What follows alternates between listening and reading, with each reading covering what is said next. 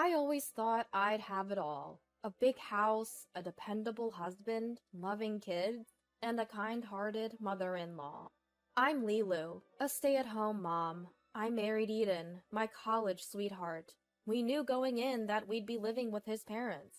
But then my mother-in-law passed away with death, and my mother-in-law's health deteriorated. We had to sell their property to settle those debts. Eden has a sister, but we kept 80% of the money from the sale to take care of my mother-in-law. So we built a 5-bedroom house for us, our 2 kids, and my mother-in-law. I'm sorry you've had to go through all this trouble for me. Taking care of my bedridden mother-in-law was challenging, but her gratitude made it bearable. Thanks for always being there. Why don't you take some time off today? I'll take over. Eden also pitches in with housework and childcare, which gives me some time to myself. Then one day, my divorced sister-in-law moved in. She had been living with a guy who had a gambling problem. He'd borrow money from people and let them take advantage of her. This left her with PTSD and a fear of men. She's getting treatment now. She's a single mom with 2 kids, and we can't just turn our backs on her. I feel so sorry for her. She should stay with us for a while. Thank you, Lilu. We agreed she could stay for a year to heal and become independent. But 2 years have passed. My once humble sister-in-law has grown rather arrogant. We initially didn't ask her for money, but Eden finally told her to contribute $300 a month, which she does. Even so, $300 for her and her 2 kids is hardly enough. And she started to act like she owns the place. For example, we have a rule about doing our own laundry, but she puts hers in our basket. I decided it was time to set things straight. Please follow the rules. Your contribution isn't enough, and you've overstayed your welcome. Can you please move out? Well, this is basically my family home. Maybe it's because she inherited 80% of the sale of her parents' property and her mother lives here, but she acts like this is her home.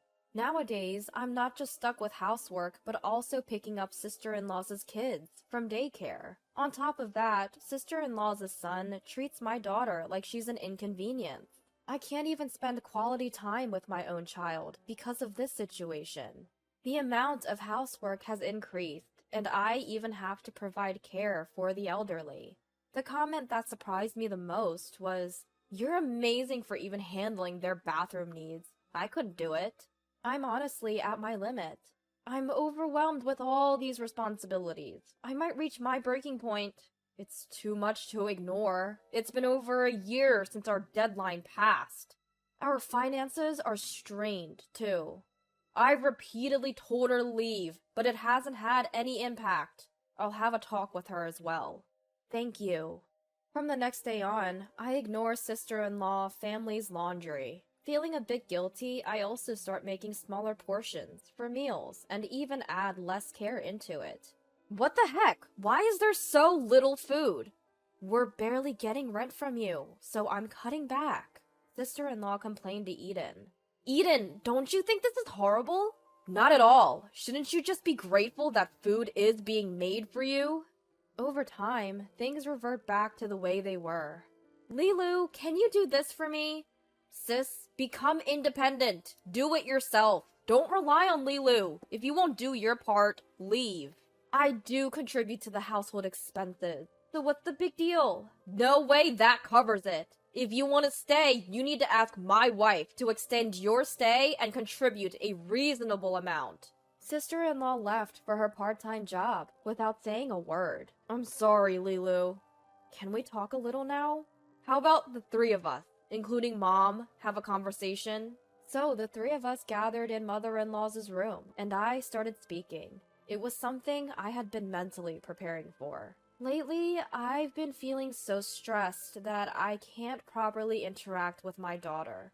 I even find myself yelling at her out of frustration. I'm also concerned about how my daughter is being treated like a burden by sister-in-law. I don't feel comfortable in my own home anymore, and it seems like that will continue. If sister-in-law and her family don't move out within 2 months, I'm considering renting an apartment for me and my daughter for our own well-being.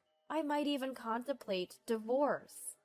I'm really sorry for letting things get to this point. All of the burden has been falling on Lilu, and I knew she was getting stressed out. I'm not happy with the current situation either, but I didn't know how to ask my sister to move out.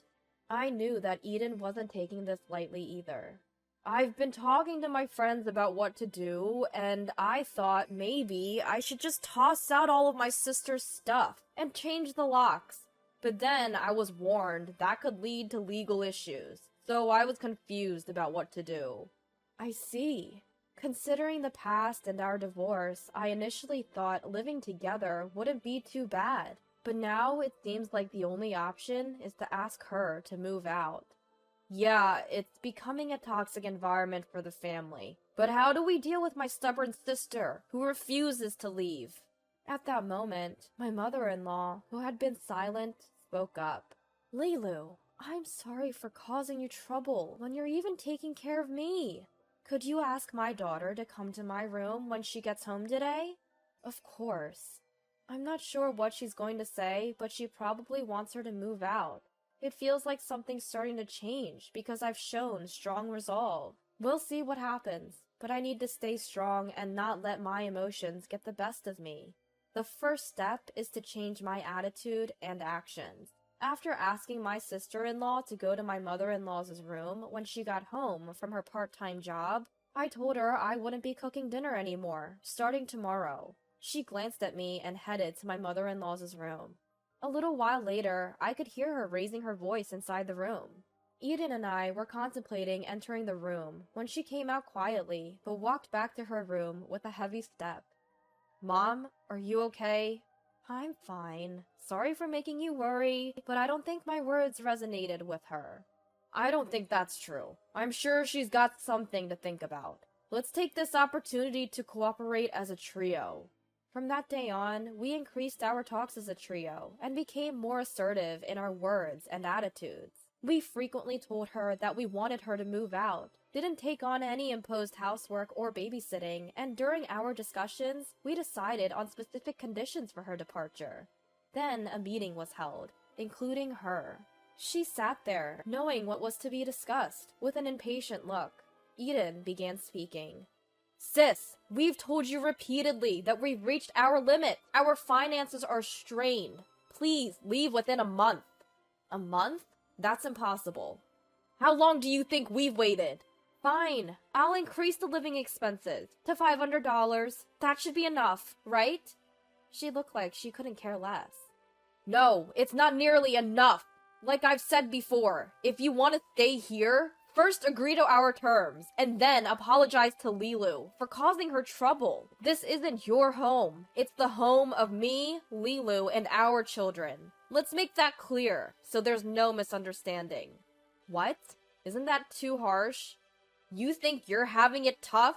We've been covering your daycare costs for Lilu for a whole year, and you still want to milk us for more?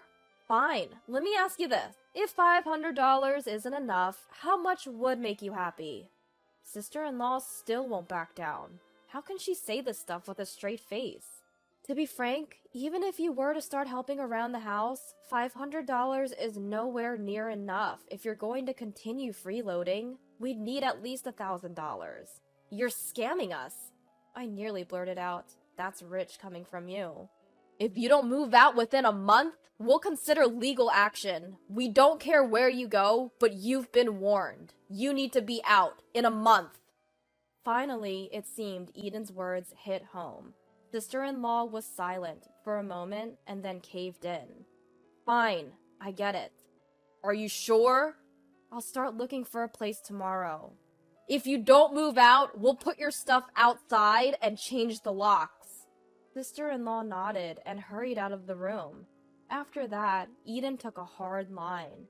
If he came home and found sister-in-law there, he'd throw her and her stuff out, only for her to sneak back in. We started charging her for using our amenities, like the toilet, shower, kitchen, water, and TV. If her kid ever wronged our daughter, we'd lock her kid out on the balcony. Even my normally calm mother-in-law was yelling at her to leave. Eventually, sister-in-law stopped asking me for favors and quickly found a place to move. perhaps due to the hostile environment. Considering what her ex-husband did to her, it's hard not to sympathize. But isn't standing on her own 2 feet the best thing for her? I was relieved. Then she finally moved out just before the deadline. But that relief was short-lived. A week after she left, an unexpected turn of events took place. Sister-in-law collapsed due to mental health issues. Being alone with her child seemed to have triggered past traumas. Doctors said it's risky for her to live alone with her child. Though sister-in-law acknowledged that her eviction was a result of her own actions, she still wished for a life of dependency, like before her marriage. Is it cold of me to think that her character, one of dependence on others, was the root cause of her collapse? Since sister-in-law's collapse, Eden and mother-in-law have had several discussions. Seeing them like this makes me anxious. Am I being left out of the loop, despite being the one burdened the most? Depending on how things go, I might need to think about my next moves. If we end up taking sister-in-law back, should we consider a trial cohabitation, or even think about divorce? While I've been thrown for a loop by this situation, Eden seems to be in disarray as well. I'm really sorry, Lilu. Can you give me a couple days to sort things out? Sure, I'm confused too. Let's both take some time to think. Eventually, I joined the discussion once we had both calmed down. I hope they don't think it's up to me to put up with this situation alone. While that did cross my mind, Eden seemed deeply engaged in conversation with a doctor, discussing options for a scenario that would work for everyone, including his sister-in-law. He doesn't seem eager to back out. I made it clear that even short-term cohabitation is out of the question for me. Finally, Eden and his mother-in-law proposed. Could we have sister-in-law stay at the house until the end of the year? It's July now. That's a whole 5 months away. According to Eden, he did check with social services about available shelter for mothers and children, an option the doctor also suggested. However, immediate placement isn't possible. Because she has family, her case isn't considered urgent, so priority placement isn't an option either. But if the doctor says it's unsafe for her to live alone with her kids, what can we do but wait for shelter availability? Leaving her be and then being held responsible is also problematic. The shelter seems to be the best option. I worry, however, that if we allow her back, even temporarily, sister-in-law might take advantage and overstay. Truth be told, she did manage to move out last time within the deadline, but even though she was ready to move, she kept dragging her feet, not budging until the very last moment. Considering that, it might be tough to get her to leave again. Look, my sister is in a tough situation. Lilu, you've been more than generous, and for her to repay us this way, she's not my sister anymore. Next time, she'll have to leave, and the shelter should alleviate most concerns. Eden laid out conditions until she can enter the shelter. Sister-in-law will handle all cleaning and post-meal chores, help mother-in-law with her nighttime needs and bath. She will pay combined rent and food cost of $800. We won't take care of sister-in-law's kids at all. I wonder if these terms are even feasible. Will they hold up? Concerns remain, but we call sister-in-law to discuss the shelter. The doctor also thinks it's best for you to go to the shelter and aim for independence. If you're worried about living alone with your kids, it's a good option. I thoroughly explained the shelter, thinking sister-in-law would agree. Instead, she objected. No way. Apparently, she dislikes that the individual rooms in the shelter don't have baths, and she doesn't want to share washing machines. Eden was furious. You're in no position to be picky. You can't stay here, so be grateful for a good solution that lets you live decently. But I still don't like it. At this rate, she'll keep complaining and stay put. Eden says he'll make sure she goes to the shelter, but isn't he underestimating the burden this will place on me? I get that he's not doing anything, and I know there are no other options left, but I can't take it anymore. The next day, I quickly made arrangements, packed our bags, and left the house with my daughter, leaving to protect myself and my daughter. I wrote in a note as I left. Just as I stepped out, as expected, sister-in-law came back and looked already distressed. She's been calling me non-stop. Our home is a mess! I thought you'd be here, Lilu! What's the point if you're not? It would be a heartwarming scene in a romance drama to hear, it's meaningless without you. But this is reality. You're reaping what you sowed by not becoming independent. If we divorce, it's on you. Take care of mother-in-law. I was firm. She cried loudly, but I didn't care. I've received several calls from Eden and mother-in-law, begging me to return.